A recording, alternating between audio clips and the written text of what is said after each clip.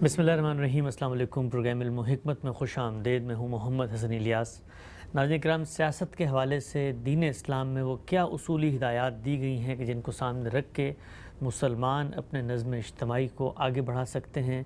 एक ऐसा माशरा, एक ऐसी रियासत की तश्कील सामने आ सकती है जो अल्लाह की हिदायत को मान कर आगे बढ़ने का जज्बा रखती है। गांधी साहब से हमने इस बारे में जानने का आगाज़ किया था। गुज़िश्ता कई प्रोग्राम में वो जो बुनियादी उसूल है, जो सररिश्ता है, जिसकी बुनियाद पे एक नज़्म इज्तिमाई वजूद पज़ीर होगा, अम्रुहुम शूरा बैनहुम का उसूल, जमहूरियत और उसके ऊपर उठने वाले वो मजहबी इश्कालात, ये सब कुछ ज़ेर बहस है। आज उस मौजू को एक दूसरे तनाजुर में देखेंगे और ये जानने की कोशिश करेंगे कि जमहूरी अख्तार एक समाज के अंदर कैसे परवान चढ़ती हैं और ख़ुद हमारे मुल्क के अंदर उसका मुस्तकबिल क्या है। इन सारे मौज़ूआत को ज़ेर बहस लाएंगे। आगाज़ करते हैं। हज़रत साबिक़ हमारे साथ तशरीफ़ फरमा है जनाब जावेद अहमद गामदी साहब। अस्सलाम वालेकुम गामदी साहब। वालेकुम अस्सलाम। खान साहब बहुत शुक्रिया, आपके वक्त का। आगाज़ करते हैं।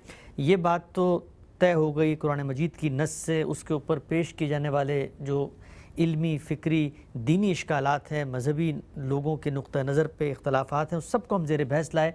जमहूरियत है, ये बात तय है। आपने गुज़िश्ता दिनों एक नया समाजी तनाज़ुर, एक नया बयानिया दिया और वो ये था कि मुसलमान दुनिया भर में कहीं अक्सरियत में हैं, कहीं अक़लियत में हैं, कहीं उनको मुकम्मल ख़ुद मुख्तारी हासिल है, कहीं नीम ख़ुद मुख्तारी, कहीं इस्तबदाद के तहत हैं। वो बुनियादी क्राइटेरिया, वो लाहे अमल, वो सियासी एतक़ादात, वो सियासी मंशूर दस्तूर, वो क्या है कि जिन नुकात को सामने रख के हम उस माशरे की तश्कील में कोई अहम किरदार अदा कर सकते हैं जो आज के दौर में भी मुआविन होगा और जहाँ पर जमहूरी इक़्तिदार परवरिश पा सकती हैं। 4 चीज़ें आपने बयान की। पहली जमहूरी इक़्तिदार थी, उस पर हमने बात की। 3 चीज़ें और हैं, मैं चाहता हूँ तफसील से उन्हें ज़ेर बहस लाऊँ। पहली आपने कही कि बुनियादी इंसानी हुकूक, हक़ खुद इरादी और कानून की हुक्मरानी, इन 3 पहलुओं को भी अगर मुसलमानों को शौरी तौर पे आगे ना बढ़ाया जाए तो जो रियासत हम पैदा करना चाहते हैं, जो दीन भी चाहता है, वो सामने नहीं आ सकती। ये 3 चीज़ें क्या हैं? मैं इससे पहले भी अर्ज़ कर चुका हूँ कि एक तो अल्लाह ताला की हिदायत है जो हमें अम्बिया अलैहिमुस्सलाम के ज़रिए से मिली है। उस हिदायत में हदफ की हैसियत इस चीज़ को हासिल है कि हम अपने आप को कितना पाकीज़ा बनाते हैं। ये पाकीज़गी, ये प्यूरिफिकेशन, ये तज़किया है जिस पर हमारी आइंदा आने वाली ज़िंदगी की सलाह व फलाह का इन्हिसार है। ठीक, यानी मज़हब की तालीमात, मज़हब का मकसद, मज़हब का आदर्श, मज़हब किन चीज़ों को पेश नज़र रख कर गुफ्तगू करता है, उनमें बुनियादी हकीकत यही है। यानी यहाँ ये नहीं है कि दुनिया के अंदर किसी चीज़ को आपका हदफ करार दे दिया गया है। असली हदफ की हैसियत आखिरत की फलाह को हासिल है। हमें अल्लाह ताला के पैगंबर ये बताने के लिए आए हैं कि ये दुनिया आर्जी है, इसके बाद तुम सबको एक दिन परवरदिगार की बारगाह में हाज़िर होना है और जब तुम हाज़िर होगे तो उसके बाद असल ज़िंदगी की इब्तिदा होगी, वो अबदी ज़िंदगी है। और उसमें अगर कामयाबी से अपना इंतखाब चाहते हो तो अपना तज़किया करो, अपने आप को पाकीज़ा बनाओ, अपनी इनफरादी ज़िंदगी को पाकीज़ा बनाओ, अपनी इज्तिमाई ज़िंदगी को। इसके असरात ज़ाहिर बात है कि हमारी दुनियावी ज़िंदगी पर भी पड़ते हैं और नहायत मुस्बत पड़ते हैं, क्योंकि जब इंसान पाकीज़गी को अपना हदफ बना लेते हैं, वो अपनी इनफरादी ज़िंदगी को भी प्योरीफाई करने की कोशिश करते हैं, अपनी इज्तिमाई ज़िंदगी को भी पाकीज़ा बनाते हैं, तो उनकी मईशत में, उनकी माशरत में और उनके दूसरे तमाम मामलात में पाकीज़गी आती है। यानी ये अल्लाह ताला के पैगंबरों की हिदायत का हमारी दुनिया के साथ ताल्लुक़ है। इसी ज़ैल में ये चीज़ ज़ेर बहस आई थी कि जब अल्लाह के पैगंबरों ने ज़मीन पर कोई हुकूमत कायम की, जिस तरह के बनी इसराइल के ज़माने में हुआ या जिस तरह मुहम्मदुर रसूलुल्लाह सल्लल्लाहु अलैहि वसल्लम की बेसत के बाद हुआ, तो उन्होंने हुकूमत के लिए क्या तरीका इख्तियार किया। यानी क्या अपनी कोई बादशाहत कायम करके दिखाई, क्या उन्होंने कोई आमिरियत का उसलूब इख्तियार किया। तो उसमें मैंने ये अर्ज़ किया कि ये बुनियादी बात बयान कर दी गई कि मुसलमानों का नज़्म इज्तिमाई जहाँ भी उनके पास ताकत होगी, जहाँ वो नज़्म इज्तिमाई कायम करेंगे, वो अम्रुहुम शूरा बैनहुम की बुनियाद पर होगा। यानी लोगों की राय से हुकूमत को वजूद में आना चाहिए, लोगों की राय की तायीद से उसको कायम रहना चाहिए और लोगों की राय की तायीद से महरूम होने के बाद उसको ख़त्म हो जाना चाहिए। ठीक, और लोगों को मौका मिलना चाहिए कि वो अपनी राय की तायीद से, अपने मशवरे से इससे बेहतर कोई चीज़ पैदा करना चाहते हैं तो वो पैदा कर लें। ये बात भी मैंने बड़ी वजाहत के साथ अर्ज़ की है कि ये एक बुनियादी उसूल है। اس کو جب آپ زمین پر لاتے ہیں تو آپ یہ دیکھتے ہیں کہ حالات کیا ہیں، سماج کہاں پہنچا ہے، انسان نے کیا چیزیں ایجاد کر لی ہیں، وہ زرعی دور میں جی رہا ہے، وہ اس سے پہلے کی کسی دنیا میں رہ رہا ہے، وہ آج کی جدید ریاست میں ہے۔ یعنی جب آپ اللہ کے دین کی ہدایات کو انسان سے متعلق کریں گے تو انسان کے انفرادی پہلوؤں میں جس طرح یہ دیکھا جائے گا کہ وہ مریض تو نہیں ہے، اس کو کوئی تکلیف تو نہیں ہے، اس کا ذہن تو درست ہے، اس کا ماحول کیا ہے، وہ کہاں ہے اس وقت، اس کو دعوت پہنچانی ہے تو کہاں سے شروع کرنا ہے، یہ ساری چیزیں دیکھیں گے۔ بالکل اسی طریقے سے جس وقت آپ اجتماعی زندگی سے متعلق دین کی ہدایات کو کسی معاشرے یا سوسائٹی سے متعلق کرتے ہیں تو آپ کو یہ دیکھنا ہوتا ہے کہ معاشرہ کہاں کھڑا ہے، سوسائٹی کیا کر رہی ہے۔ اب اگر اللہ کے دین کی ہدایت یہ ہے کہ امرہم شورا بینہم، تو ہم اس کو اس وقت روبہ عمل کرنے کے لیے کیا طریقے اختیار کر سکتے ہیں، یعنی دوسرے لفظوں میں یوں کہیے کہ اس کا پروسیجر کیا ہوگا، یعنی وہ کیا طریقہ ہے جس کے تحت لوگوں کو رائے دینے کا موقع دیا جائے گا، ان کا مشورہ لیا جائے گا۔ اگر ان کے ارباب حل وقت کو رائے دینی ہے تو ان کے انتخاب کی نوعیت کیا ہوگی، کیا ان کا تقرر کسی قبائلی بنیاد پر ہم کر لیں گے یا کوئی انتخابات کرائیں گے۔ یہ جتنی چیزیں ہیں یہ سب اس بات پر مبنی ہے کہ دنیا کہاں کھڑی ہے، حالات کیا ہیں، آپ کس جگہ یہ معاملہ کر رہے ہیں، کیا کرنا ممکن ہے اور کیا کرنا ممکن نہیں ہے۔ اس کے اندر سے پھر آپ راستے نکالتے ہیں، اور یہ اللہ تعالیٰ کی بنائی ہوئی اسکیم ہے۔ یعنی اس نے دنیا سے متعلق معاملات میں وہ طریقہ اختیار نہیں کیا جو وہ اپنے دین کی اصل ہدایت میں اختیار کرتا ہے۔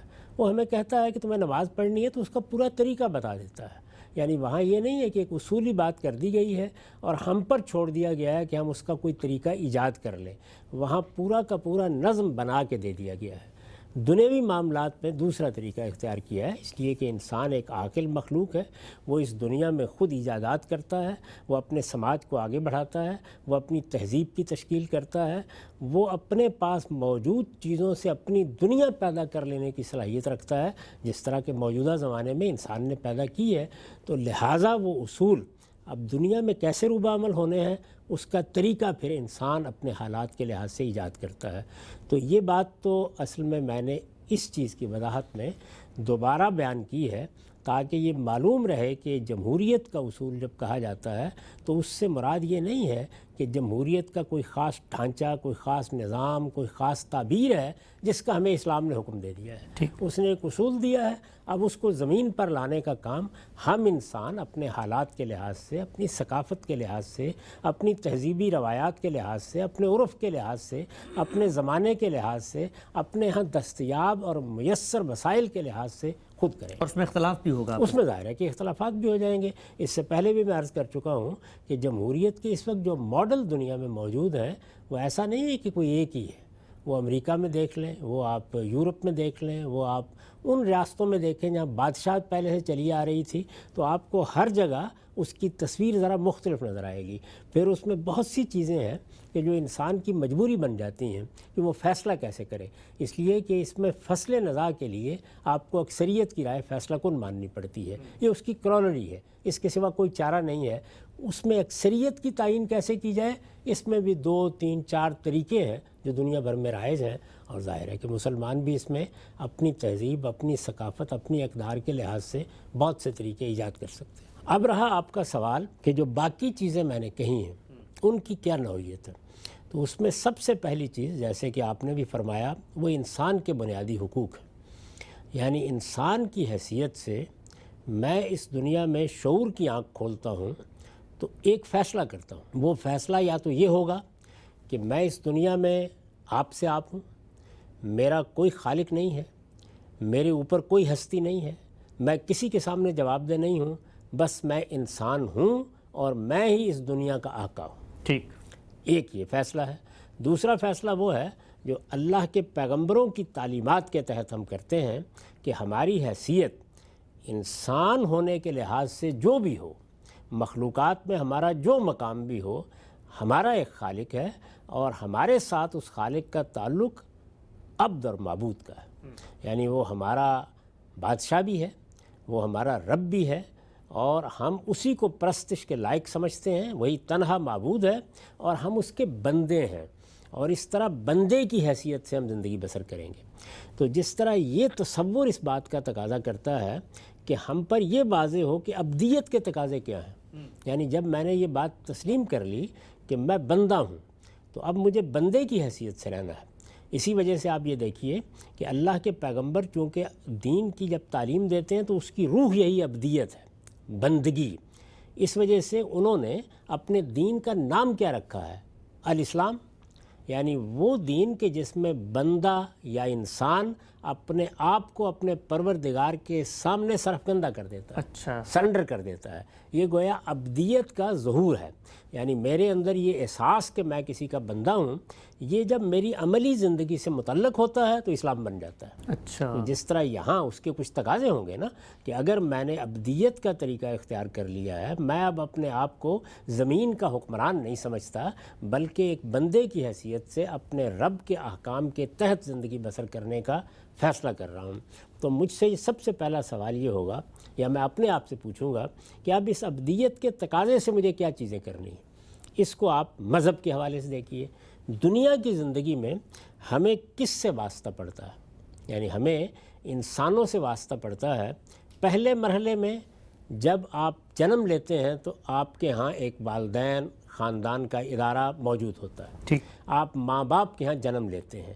پہلے ہی دن انسان باشعور حیثیت سے 18-20 سال کی عمر میں اپنے پاؤں پر کھڑا ہوا اس دنیا میں ڈال نہیں دیا جاتا بلکہ وہ ماں باپ کی آغوش میں ڈالا جاتا ہے۔ چنانچہ یہاں یہ سوال پیدا ہوتا ہے کہ ماں باپ کو اس کے اوپر کیا حقوق حاصل ہیں، یعنی اس کی وہ پرورش کریں گے، اس کو کھلائیں گے، اس کو پلائیں گے، لیکن اس کی شخصیت پر ان کو کیا حقوق ہیں؟ تعلیم دینی ہے تو ظاہر فیصلہ وہی کریں گے، تربیت کرنی ہے تو فیصلہ وہی کریں گے، کہاں تک ان کے اختیارات ہیں۔ اس سے اصل میں انسان جو اب پیدا ہوا ہے اس کے حقوق کا سوال پیدا ہوتا ہے۔ اچھا، یعنی یہ بات کہ جب میرے والدین ہیں جن کی مجھے آغوش میں ڈال دیا گیا ہے، اب مجھے ان والدین کے زیر اثر رہ کر 18-20 سال بسر کرنے ہیں، اس دوران میں ایک بچے کی حیثیت سے میرے حقوق کیا ہیں اور جب میں شعور کی عمر کو پہنچوں گا تو میرے فرائض کیا ہوں گے۔ تو یہ جو حقوق کی بحث ہے وہ اصل میں میری شخصیت کے اس پہلو سے پیدا ہو جاتی ہے۔ اچھا، یہ پہلا معاملہ ہے۔ تو یہاں کون سے حقوق زیر بحث آتے ہیں؟ یہاں معاشرت کے حقوق زیر بحث آتے ہیں، یعنی والدین کا میرے اوپر کیا حق ہے، میرے والدین سے متعلق کیا حقوق ہے، میرے کیا فرائض ہیں، میرے کیا واجبات ہیں۔ یہ کب تک معاملہ زیر بحث آتا ہے؟ اصلاً اس وقت تک جب تک میں شعور کی عمر کو پہنچنے کے بعد اب خود آگے بڑھنے کے قابل نہیں ہو جاتا۔ تو یہ معاشرت سے متعلق جو حقوق ہیں یہ چونکہ ادارہ ہی اللہ تعالیٰ کا بنایا ہوا ہے تو ان حقوق و فرائض کو اللہ تعالیٰ نے اپنی شریعت میں خود متعین کر دی ہے۔ اچھا، یعنی جس طرح نماز روزے کے معاملے میں ہر چیز طے کر دی ہے، بالکل اسی طرح معاشرت کے معاملے میں بھی سب چیزیں طے کر دی ہیں اور نہایت توازن اور اعتدال کے ساتھ ایک معاشرت کا قانون دے دیا ہے، جس کو میں نے اپنی کتاب میزان میں بہت تفصیل سے بیان کیا ہے۔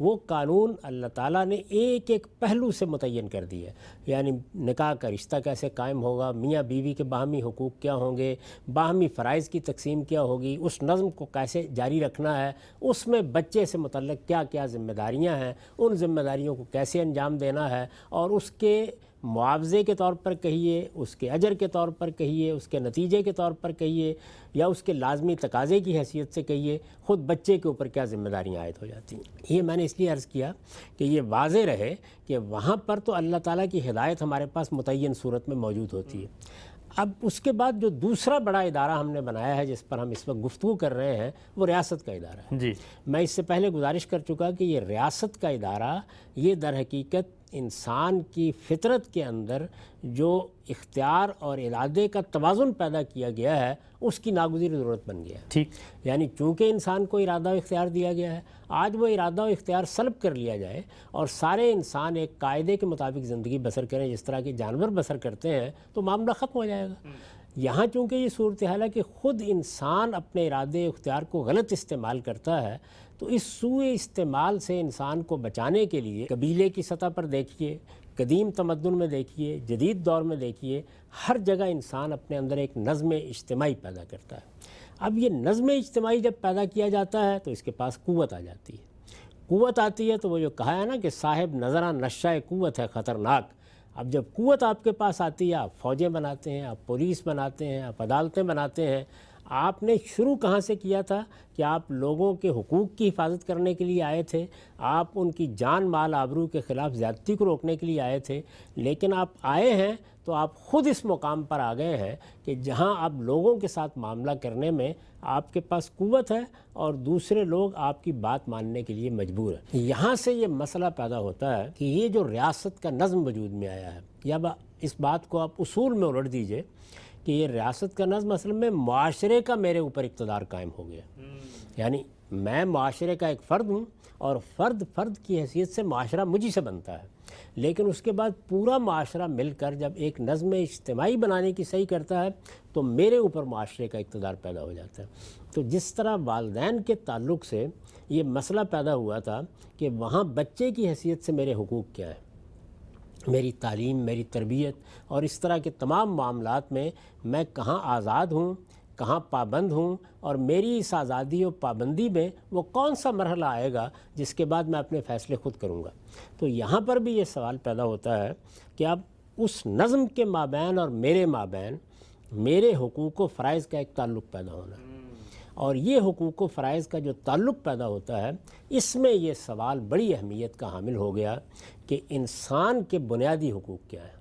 یعنی ظاہر ہے کہ کچھ حقوق تو میرے سلب ہو گئے جب میں نے اجتماعی زندگی کو اختیار کر لیا، تو اب میں نے ایک ڈسپلن قبول کر لیا ہے، میں اجتماعی فیصلوں کو قبول کرنے کا پابند ہو گیا ہوں. اب سب لوگ مل کے کچھ نہ کچھ کریں گے تو بہرحال میں اگر سرکشی اختیار کروں گا تو دنیا بھر میں اس سرکشی کے اوپر مجھے سزا دی جاتی ہے. تو کچھ نہ کچھ تو ہو گیا ہے، لیکن اس میں وہ کیا چیزیں ہیں کہ جن کی طرف یہ جو اب نظم قائم ہوا ہے یا جو معاشرہ کھڑا ہوا ہے یہ ہاتھ نہیں بڑھا سکتا. تو اس میں یہ بحث پیدا ہوتی ہے کہ انسان کے بنیادی حقوق متعین کیے جائیں. چنانچہ یہی وہ چیز ہے جس کو رسالت مآب صلی اللہ علیہ وسلم نے خطبہ حجۃ الوداع کے موقع پر اس طرح سے بیان کیا کہ انسان کے پاس کیا چیز ہے. انسان کے پاس اس کی جان ہے، انسان کے پاس اس کی آبرو ہے، انسان کے پاس اس کا مال ہے. ان چیزوں کی طرف آپ الا بالحق نہیں بڑھ سکتے. آپ کسی انسان کے خلاف کوئی اقدام کریں گے تو آپ کا معاملہ یہ نہیں ہے کہ آپ کو کوئی لائسنس دے دیا گیا ہے. آپ حکمران ہیں، آپ خلیفۃ المسلمین ہیں، آپ امیر المومنین ہیں، آپ آج کے زمانے کی کسی ریاست کے صدر ہیں، آپ کوئی پارلیمنٹ ہیں، آپ جو کچھ بھی ہیں، آپ بحیثیت سے مجموعی پورا معاشرہ ہیں، لیکن انسان کی جان، مال اور آبرو کو حرمت حاصل ہے، اس کی طرف آپ قدم بڑھائیں گے تو آپ بالحق بڑھا سکتے ہیں. اب ظاہر بات ہے کہ یہ طے کرنا پڑے گا نا کہ بالحق کیا ہے. تو انسانی عقل کے لحاظ سے اگر آپ دیکھیں تو بہت سادہ مقدمہ ہے. وہ مقدمہ یہ ہے کہ یہ جو ریاست بنی ہے یا جو حکومت کا نظم قائم کیا گیا ہے، یہ قائم اصل میں دو وجہ سے کیا گیا ہے.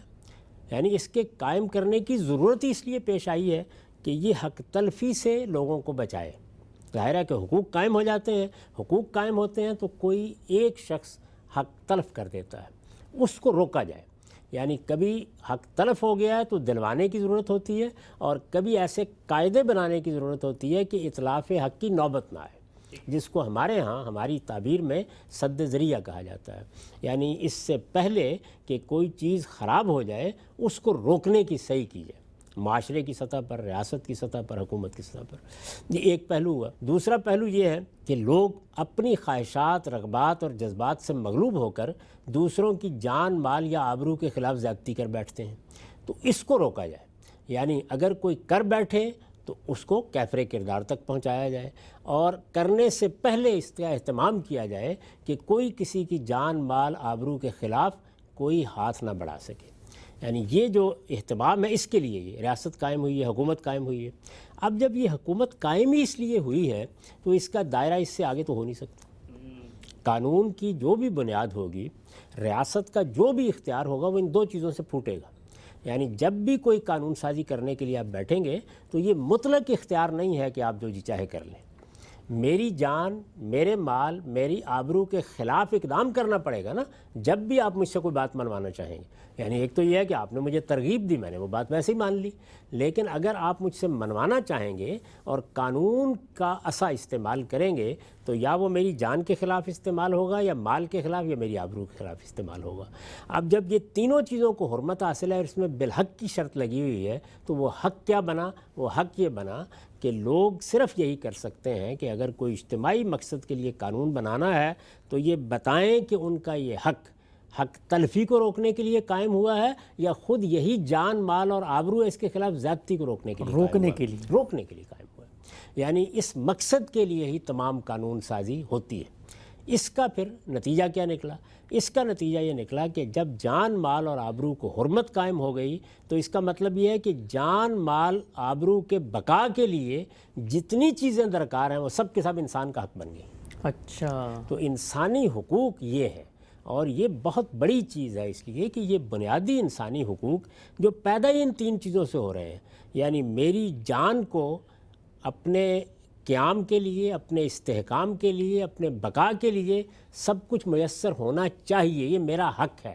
اسی طریقے سے میری آبرو کی حفاظت یہ میرا حق ہے، اور اسی طریقے سے جو مال میں نے جائز طریقوں سے کمایا ہے اس کے خلاف کوئی اقدام نہیں کرنا چاہیے. یہ جو ساری بات ہے یہ مل کر اصل میں وہ فہرست بناتی ہے جس کو ہم انسان کے بنیادی حقوق کہتے ہیں. تو انسان کے بنیادی حقوق یہ اصل میں اس لیے ضروری ہے کہ سیاست میں سب سے زیادہ اہمیت اختیار کر لیں کہ حکومتیں انہی کے خلاف اقدام کریں گی. وہ چونکہ قائم کی گئی ہیں اس مقصد کے لیے کہ نظم کو باقی رکھیں، نظم کو برقرار رکھیں، اس لیے قائم کی گئی ہیں کہ مجرموں کا ہاتھ پکڑیں. تو وہ جب طاقت حاصل کر لیتی ہیں تو اپنی قوت کے نشے میں سب سے پہلے جو اقدام کرتی ہیں وہ انسان کے بنیادی حقوق کا معاملہ ہے. تو انسان کے بنیادی حقوق اس وجہ سے موجودہ زمانے میں اہمیت بھی اختیار کر گئے. بتدریج انسان کو اس کا بڑا غیر معمولی شعور ہوا ہے. انسان نے آہستہ آہستہ اس کو متعین کر کے لکھنا شروع کر دیا. چنانچہ اس وقت جو ہم دیکھتے ہیں جس کو اقوام متحدہ کا انسانی حقوق کا چارٹر کہا جاتا ہے تو اس میں ایک طرح سے اس کا اظہار ہوا ہے.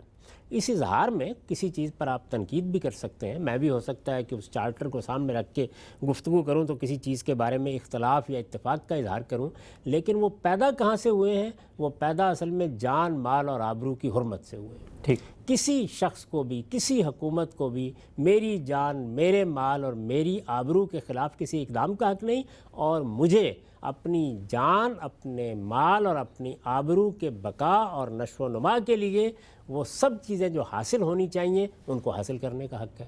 تو ادھر سے ایک منفی اور ادھر سے ایک مثبت اقدام ہے جس نے یہ ساری فہرست پیدا کر دی ہے. تو اس وجہ سے میں دوسری بڑی بات جو کہتا ہوں یعنی جمہوریت کا نظم قائم ہونا چاہیے، اس پر ہم گفتگو کر چکے.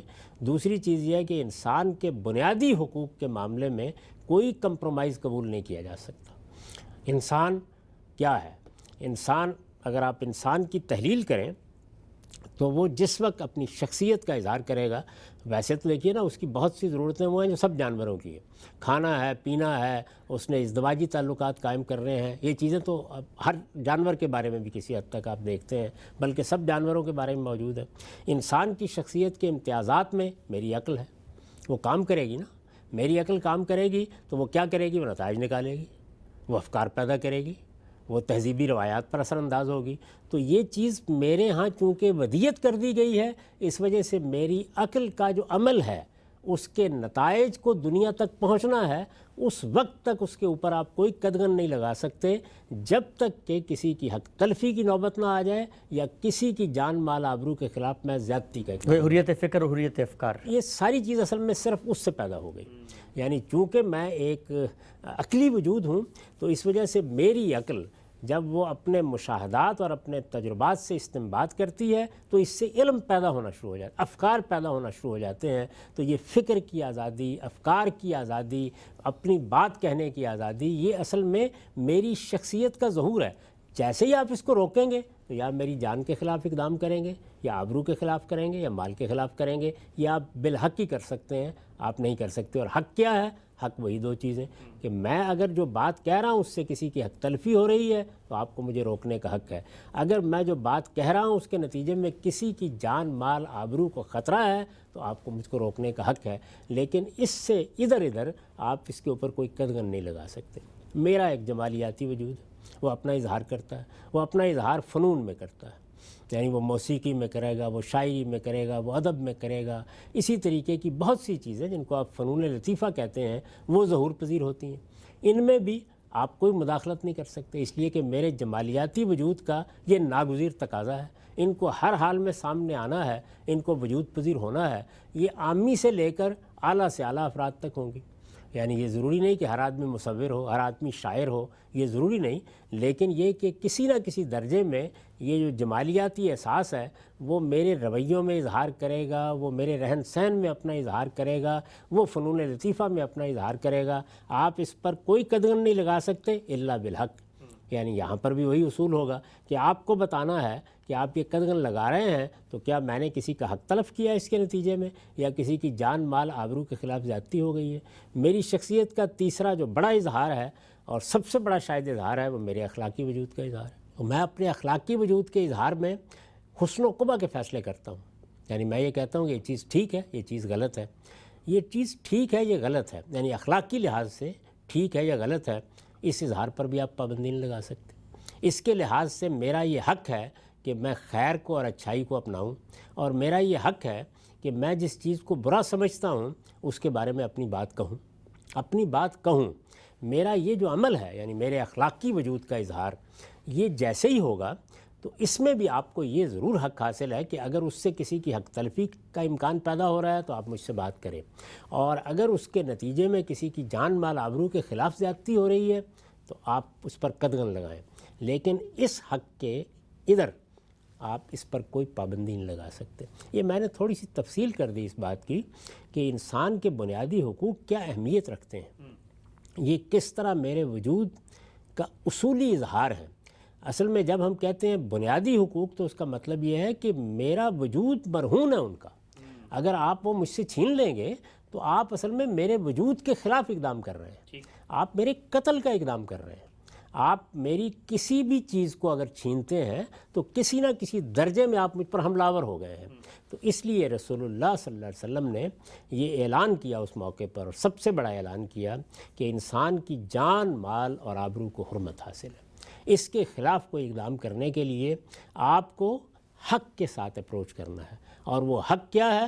وہ حق یا تو علم و عقل کے مسلمات طے کریں گے، جیسے میں نے حکومت کے بارے میں بتا دیا کہ آپ کا حق صرف دو چیزوں کے بارے میں ہے، اور یا کیا ہوگا، یا کائنات کا پروردگار بتا دے گا۔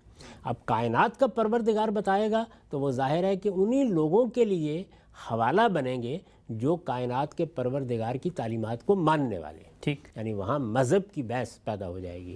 لیکن علم و عقل کے مسلمات وہ میرے اور آپ کے اور ایک مسیحی کے اور ایک بدھ کے اور ایک ہندو کے درمیان مشترک ہیں، ان کے اوپر ہم سب بات کریں گے۔ چنانچہ اسی کا نتیجہ یہ نکلا ہے کہ انہی مسلمات کی بنیاد پر انسان نے دور حاضر میں بنیادی حقوق کی فہرستیں بیان کر دی ہیں۔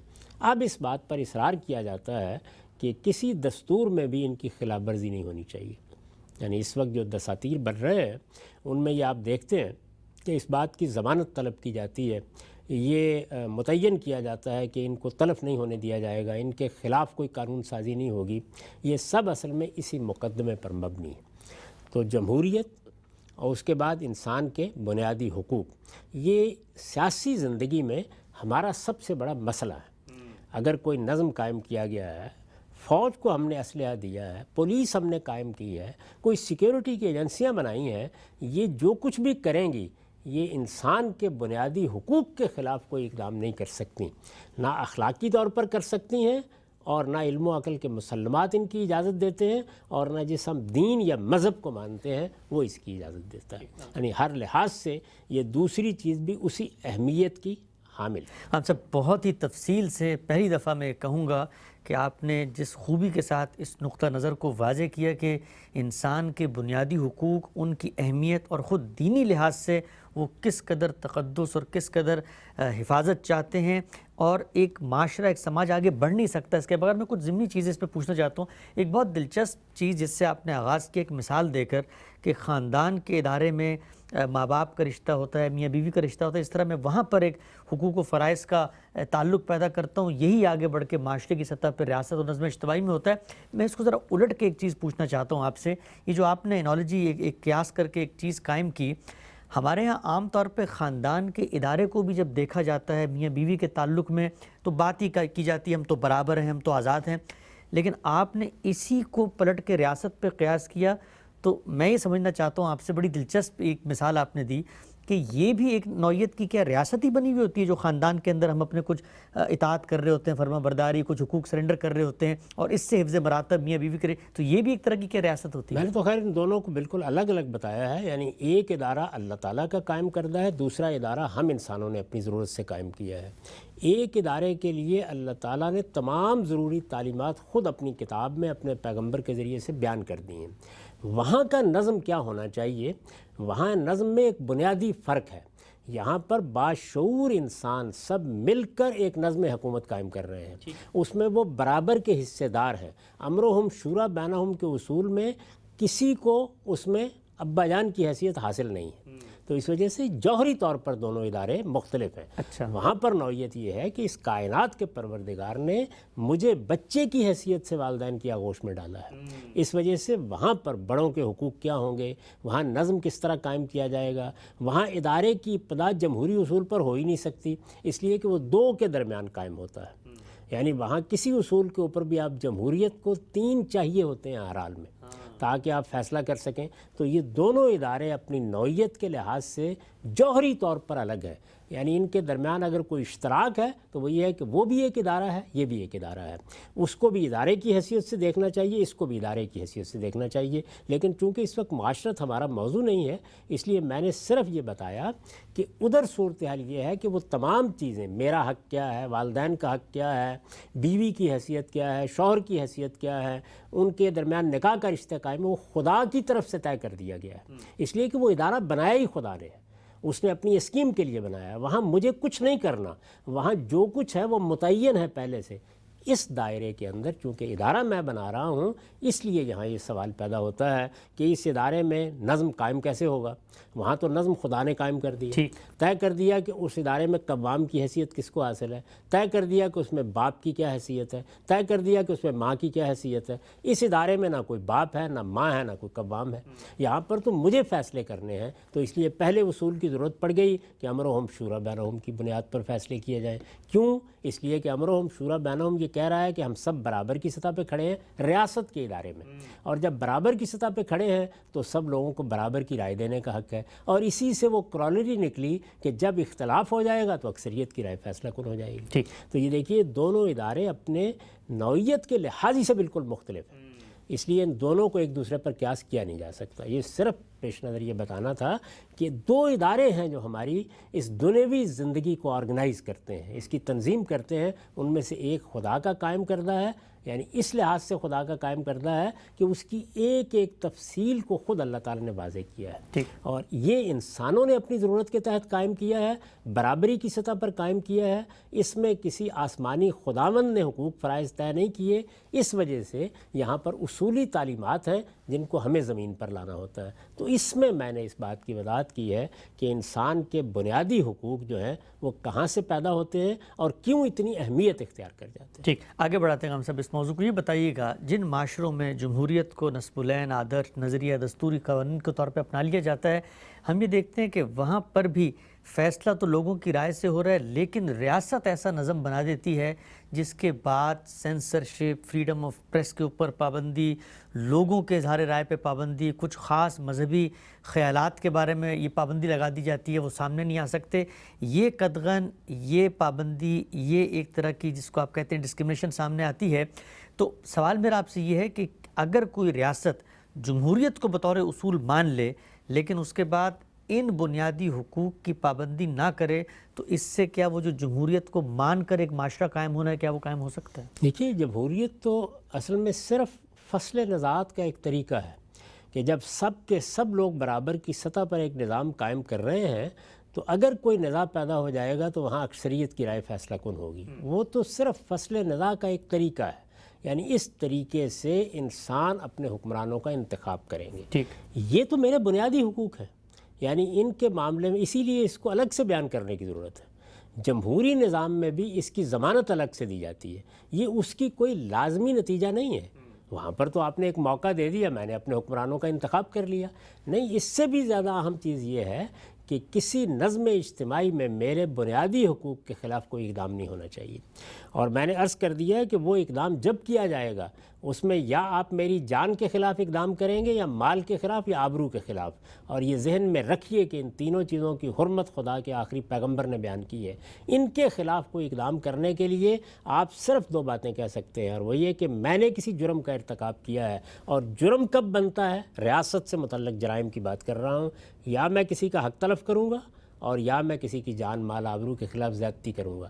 اصل میں دیکھیے، جان مال آبرو ہی کو حرمت حاصل ہے، میں نے اس حرمت کو پامال کر دیا۔ اب آپ کو حق حاصل ہو جاتا ہے کہ آپ مجھے روکیں، آپ اس کے لیے قانون بنائیں۔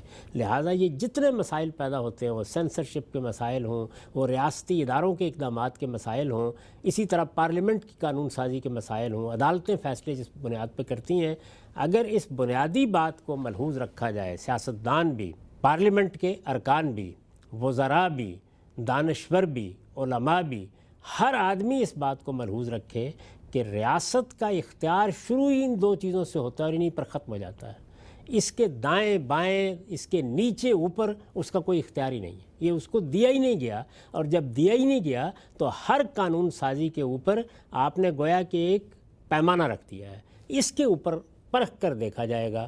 پارلیمنٹ میں کوئی قانون بنا رہے ہیں، کوئی ایکٹ بنا رہے ہیں، کوئی چیز بھی ہو رہی ہے، یہ دیکھا جائے گا کہ آپ یہ اپنے اختیار سے تجاوز تو نہیں کر رہے ہیں۔ جس طرح اگر کسی عدالت میں مقدمہ جاتا ہے تو سب سے پہلا سوال جو اچھے وکلاء اٹھاتے ہیں وہ یہ کہ کیا عدالت کی جورسڈکشن ہے، وہ اس مقدمے کو سن سکتی ہے۔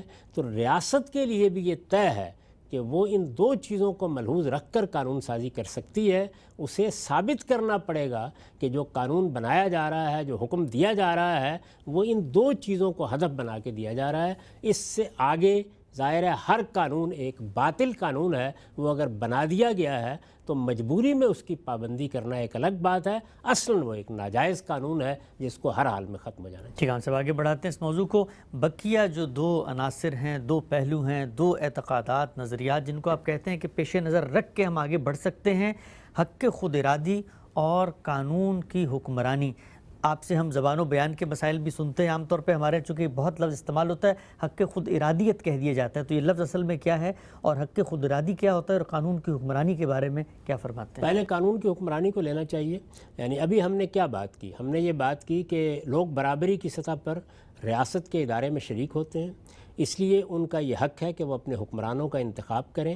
اس میں ظاہر ہے کہ بہت سے لوگ ہوں گے، کروڑوں کی تعداد میں ہو سکتے ہیں، اختلاف ہو جائے گا، چنانچہ تمام ریاست کے معاملات میں فصل نزاع کے لیے اکثریت کی رائے کو فیصلہ کن مانا جائے گا۔ یہ پہلی بات کا تقاضا ہے۔ دوسری بات یہ ہے کہ کوئی قانون سازی آپ نہیں کر سکتے جو انسان کے بنیادی حقوق کے خلاف۔ ٹھیک، اور یہ میں نے عرض کر دیا کہ اس کے تعین کیسے کیا گیا ہے۔ یہ بتا دیا کہ دو ہی چیزیں ہیں جن کی بنیاد پر قانون سازی ہوگی۔ میں نے اپنی کتاب مقامات میں ایک مضمون لکھا ہے قانون کی بنیاد، اس میں یہ واضح کیا ہے کہ جو ضابطہ بھی آپ بنائیں گے وہ اسی اصول کے اوپر بنائیں گے۔ یہ آپ کو یاد ہوگا کہ پچھلے دنوں ہمارے ہمسائے میں جب ایک نئی حکومت قائم ہو رہی تھی تو اس پر بھی گفتگو کرتے ہوئے میں نے یہ بات واضح کرنے کی صحیح کی تھی کہ آپ لوگوں کے شخصی معاملات میں مداخلت ہی نہیں کر سکتے۔ یعنی جو بھی آپ حکومت بنائیں گے وہ آپ کی خیال میں کوئی مذہبی حکومت بنی ہے، کوئی اسلامی حکومت بنی ہے، وہ کوئی جمہوری حکومت بنی ہے، وہ کوئی بھی حکومت ہے، اگر وہ حکومت بنی ہے تو سب سے پہلی چیز یہ ہے کہ وہ لوگوں نے اپنی رائے سے بنائی ہے۔ اگر نہیں بنائی تو اس کو ڈی فیکٹو قبول کیا جاتا ہے، یعنی بالفعل مان لیا جاتا ہے، اس لیے کہ طاقت ہے، اور طاقت کے مقابلے میں عام لوگوں کو کھڑا کرنا یہ کوئی دانش مندی کی بات نہیں ہے۔ پیغمبروں نے بھی اس کی حوصلہ افزائی نہیں کی۔ تو پہلی چیز یہ، اور دوسری چیز یہ کہ اب جب وہ سوسائٹی کے ساتھ معاملہ کرنے کے لیے آگے بڑھیں گے تو وہ دو ہی چیزوں میں مداخلت کر سکتے ہیں. یعنی مجھ سے جب تک کوئی حق تلف نہیں ہوتا، میں نکاح کیسے کرتا ہوں، میں طلاق کیسے دیتا ہوں، میں اپنی میراث کیسے تقسیم کرتا ہوں، میرا کوئی عرف ہے، میرا کوئی مذہب ہے جس کے مطابق میں اپنی شخصی زندگی بسر کرتا ہوں، میری فنون لطیفہ کے بارے میں کیا رائے ہے، میرے مذہب کا کیا حکم ہے، میرے پروردگار نے کیا بات کہی ہے، میری تعلیم کیا ہونی ہے، مجھے اپنی سوسائٹی کے اندر اپنے لیے کس کیریئر کا انتخاب کرنا ہے، یہ سب کے سب میرے شخصی معاملات ہیں اور میرے بنیادی حقوق سے متعلق ہیں. ان میں مداخلت کی آپ جسارت ہی نہیں کر سکتے. تو میں نے یہ بیان کیا کہ یہ دائرہ نہیں ہے. اصل میں ساری خرابی اس وقت پیدا ہوئی ہے جب مذہب کی بنیاد پر قائم ہونے والی حکومتوں نے وہ جو اللہ تعالیٰ نے احکام اور ہدایات میری شخصی زندگی کے بارے میں دیے ہیں اور میرے خالق کی حیثیت سے دیے ہیں، ان کے نفاذ کو اپنی ذمہ داری سمجھ لیا. ٹھیک. ہاں البتہ شخصی معاملات میں بھی، مثلا میراث میں، مثلا نکاح میں، مثلا طلاق میں جس ضابطے اور قانون کا پابند ہوں، جس کے تحت میں معاملات کر رہا ہوں، اس میں کسی کی حق تلفی کرتا ہوں، تو اب آپ کا حق شروع ہوتا ہے. یعنی آپ اپنی طرف سے حقوق طے نہیں کریں گے، بلکہ وہ حق جو میرے پروردگار نے طے کر دیا ہے یا کسی سوسائٹی کے عرف نے طے کر دیا ہے، وہ حق ہے جس کو دلوانے کے لیے آپ اقدام کریں گے. اسی طریقے سے جب جان مال آبرو کے خلاف کوئی اقدام کیا جائے گا تو ریاست اور حکومت کا دائرہ یا اس کی جورسڈکشن یہی ہے، اس سے آگے وہ بڑھ نہیں سکتی. اب جب نہیں بڑھ سکتی اس سے آگے، تو اس کے بعد وہ تیسری چیز سامنے آتی ہے، اور وہ یہ کہ آپ کو اب جو کچھ بھی کرنا ہے اس کے لیے پہلے قانون بننا چاہیے، پہلے ضابطہ وجود میں آنا چاہیے. یعنی یہ نہیں ہے کہ آپ مطلق طور پر کھڑے ہو گئے ہیں کیونکہ آپ کے پاس حکومت ہے اور آپ نے جب چاہا، جس طرح چاہا، جو حکم چاہا دے دیا، ہر چیز جس کو چاہیں قانون بنا دیں آپ. تو آپ کو قانون سازی کرنی ہے. پہلے مجھ پر واضح ہونا چاہیے کہ جو حکومت میرے ساتھ معاملہ کرنے کے لیے بنی ہے وہ میرے ساتھ کس قاعدے کے مطابق معاملہ کرے گی. یعنی ایک تو یہ ہے نا کہ کچھ معلوم نہیں آپ کب یک بیک صبح سو کر اٹھیں اور اٹھ کر میری پیٹھ پر کیا چیز برسا دیں. نہیں، آپ کو پہلے بتانا پڑے گا کہ اب جب میرے اور آپ کے درمیان یہ حقوق طے ہو گئے ہیں اور جب میں بھی اس پوری سوسائٹی کے نظم کا حصہ ہوں اور جب تمام انسان مل کر ایک جمہوری معاشرہ قائم کر رہے ہیں اور جب حکومت سے متعلق یہ حدود طے ہو گئے ہیں کہ وہ بنیادی حقوق کی ہر حال میں حفاظت کرے گی اور اس سے کبھی تجاوز نہیں کرے گی، جب یہ طے ہو گیا ہے تو اب آپ نے ان دو چیزوں کے لیے کوئی بات کرنی ہے نا. یعنی یا حق تلفی کو روکنے کے لیے کرنی ہے یا جان مال آبرو کو زیادتی کے خلاف روکنے کے لیے کرنی ہے. جب آپ یہ کام کریں گے تو آپ یہ کیسے کریں گے؟ اس کے لیے قانون پہلے وجود میں، تو اس کو کہا جاتا ہے قانون کی حکمرانی. یعنی اب یہ صورت نہیں ہوگی کہ ایک شخص اپنی جگہ کے اوپر جو فیصلہ، جو رائے چاہے گا قائم کر لے گا اور اس کے بعد لوگ پابند ہوں گے. دیکھیے، لوگ تو رائے قائم کریں گے اسی طریقے سے، وہ زیادتیاں بھی کریں گے، وہ لوگوں کے اوپر ظلم بھی کریں گے، وہ تو ہو رہے ہیں دنیا کے اندر. لیکن ہم اس چیز کو آدرش کے طور پر بیان کر رہے ہیں کہ سیاست میں ہمارے سامنے یہ چیز ہونی چاہیے کہ ہم قانون کی حکمرانی چاہتے ہیں.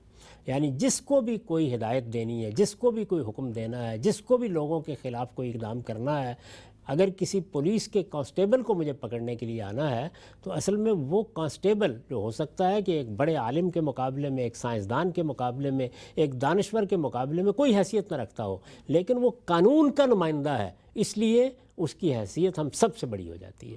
تو وہ قانون ہے جس کے سامنے ہم سرنڈر کرتے ہیں.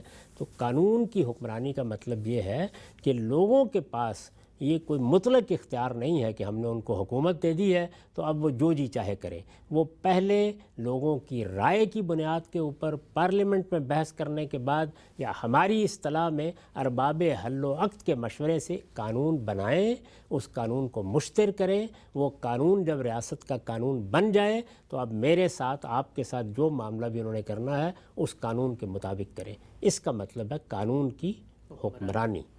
اور اس کے بعد وہ آخری چیز ہے، یعنی جس کا آپ نے ذکر کیا، قوموں کا حق خود ارادی. یعنی یہ دنیا ہے. یعنی جس طرح میں نے عرض کیا نا کہ اگر تو 2 4 5 لوگ ہوتے تو ہم مل بیٹھ کے جو بھی کرنا چاہتا ہے کر لیتے. قبیلے کی سطح پر بھی زیادہ مشکل پیش نہیں آتی تھی. لیکن جب کروڑوں کی آبادی ہے تو ایک نظم بنانا پڑا آپ کو، جس نظم کے تحت پھر ریاستیں، حکومتیں وجود میں آتی ہیں. بالکل اسی طریقے سے اب یہ پوری دنیا ہے.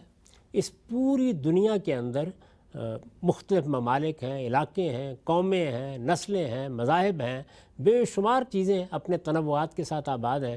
اگر یہ سب آباد ہیں تو اس میں یہ سوال پیدا ہوتا ہے کہ پوری دنیا میں ایک حکومت تو قائم نہیں ہے نا۔ بالکل ٹھیک۔ یعنی اگرچہ امریکی اور برطانوی اور ایشیائی اور جاپانی اور چینی سب انسان ہیں، لیکن ایسا تو نہیں ہے کہ نظم اجتماعی کی جو ضرورت پیدا ہوئی، جیسے کہ میں نے عرض کیا کہ ضرورت یہاں سے پیدا ہوئی کہ انسان کو اس کے اختیار کے غلط استعمال سے بچانے کے لیے ایک نظام قائم کیا جائے، تو کیا انسان نے وہ نظام اصولی طور پر عالمی سطح پر قائم کر دیا؟ بہت اچھی بات ہے اگر عالمی سطح پر قائم ہو جائے یا قائم کرنے کی کوئی صورت بن جائے، لیکن عملاً تو ایسا نہیں ہے۔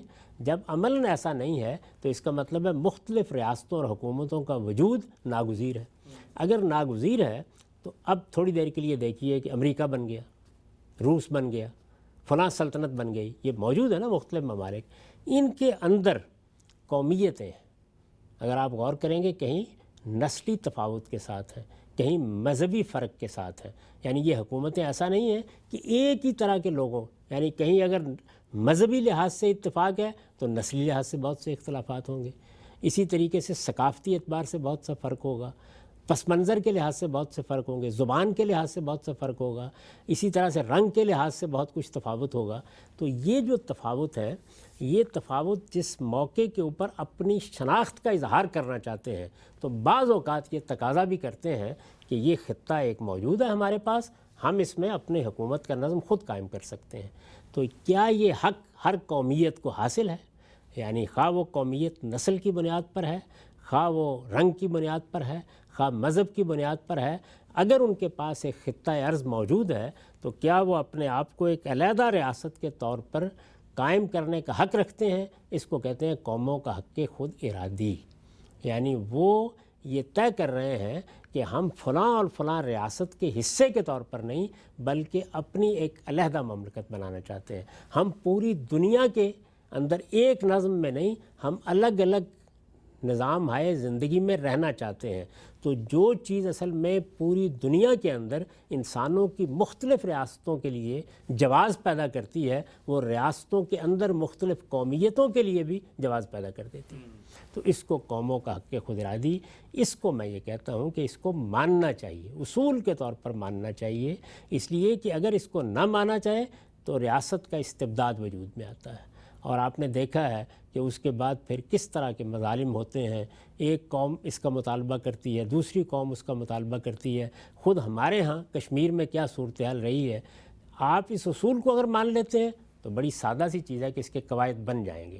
چنانچہ ہم نے دیکھا کہ دنیا کے جس حصے میں یہ اصول مانا جاتا ہے وہاں یہ مسئلہ اسکاٹ لینڈ میں پیدا ہوا تو پرامن طریقے سے حل ہو گیا، لیکن وہی مسئلہ ہمارے ہمسائے میں کشمیر میں موجود ہے اور آپ دیکھتے ہیں کہ وہاں سوائے اس کے کہ ایک درد انگیز تاریخ لکھی جا رہی ہے اور کوئی چیز بھی نہیں۔ ٹھیک۔ تو اس لیے یہ ضروری ہے کہ یہ چاروں چیزیں ہمارے سیاسی آدرش بنیں، یعنی جمہوریت کی بنیاد پر حکومتیں قائم ہوں گی، قانون کی حکمرانی ہوگی، انسان کے بنیادی حقوق کو کوئی شخص ہاتھ لگانے کی جسارت نہیں کرے گا، اور ہر قوم کو اپنی قومی شناخت کی بنیاد پر اگر اس کے پاس کوئی خطہ ارض ہے تو اس کا حق حاصل ہے کہ وہ اپنی ایک علیحدہ مملکت قائم کر لے۔ خود ہمارا ملک اسی اصول پر وجود پذیر ہوا۔ ہم سب یہ چار بنیادی سیاسی حقائق، بلیفز، آدرش، نظریات، ہمارے پروگرام کا یہاں پہ وقت ختم ہوتا ہے۔ آج بہت تفصیل سے ہم نے غامدی صاحب سے جانا کہ سیاسی زندگی میں آگے بڑھنے کا لاہ عمل کیسے ہم مرتب کر سکتے ہیں۔ یہ چار بنیادی چیزیں ایک تاریخی نوعیت کا نیا سماجی بیانیہ دیتی ہیں۔ ان کو اپنا کر نہ صرف یہ کہ ایک شخص اپنے حکمرانوں کا انتخاب کر سکتا ہے بلکہ ریاست کے وجود پذیر ہونے کے بعد اداروں کے مابین بھی ایک سوشل کانٹریکٹ کی حیثیت حاصل کر سکتی ہیں۔ ان کے اور بھی کچھ اطلاقی پہلو انہیں آئندہ زیر بحث لائیں گے۔ وقت یہاں پہ ختم ہوتا ہے۔ اب تک آپ کا بہت شکریہ۔